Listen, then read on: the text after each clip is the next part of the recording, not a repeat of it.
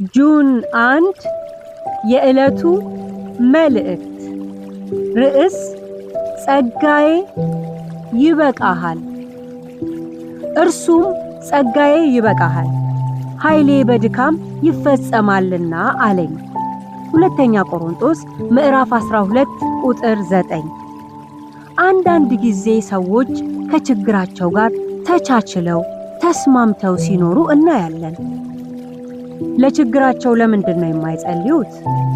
የሚነቅል ጌታ እኮ አለ በማለት ከሩቅ ዳጎስ ያለ አስተያየት የምንሰጥበት ጊዜያት አሉ። ልክ ነው። የጌታን ስም በመጥራት ፈውስን መለማመድ አግባብ ነው። ሆኖም ሁሉንም ችግሮች በአንድ አይነት መነጽር ስንመለከት ምናልባትም ልንሳሳት እንችላለን። ሐዋርያው ጳውሎስ ከሕይወቱ እንዲወገድለት የሚፈልገው አንድ ብርቱ ጉዳይ ነበረ።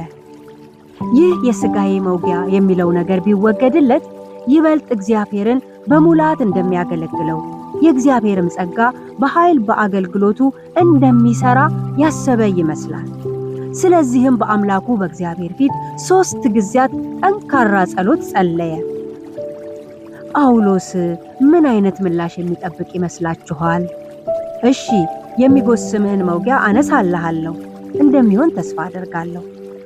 አምላካዊ መልስ ሁል ጊዜ እኛ በጠበቅነውና በተለማመድነው መልኩ አይመጣም። ይልቁኑ ድካማችንን የእርሱን ብርታት፣ ጉድለታችንን የእርሱን ሙላት የምናይበት መንገድ አድርጎ ይጠቀምበታል። ለሐዋርያውም የተመለሰለት ምላሽ ጸጋዬ ይበቃሃል የሚል ነበር። ሐዋርያው ጳውሎስ ይህን የጌታ ምላሽ በደስታ ተቀበለው ወይ ማለታችን አይቀሬ ነው። በመገለጥ ታላቅነት እንዳልታበይ የሥጋዬ መውጊያ እርሱም የሚጎሽመኝ የሰይጣን መልእክተኛ ተሰጠኝ በማለት መነሻ ምክንያቱ ምን እንደሆነ ደረሰበት።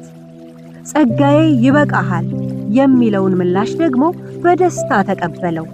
ምክንያቱም ሐዋርያው ጳውሎስ ስለ ጸጋ ምስጢር በሙላት የገባው አገልጋይ ነበረና።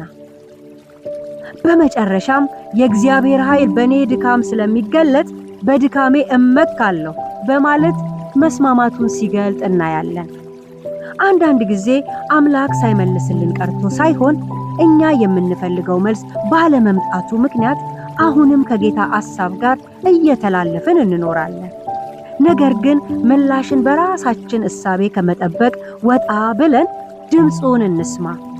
ከዚያም ከአምላካችን ጋር እንስማማ።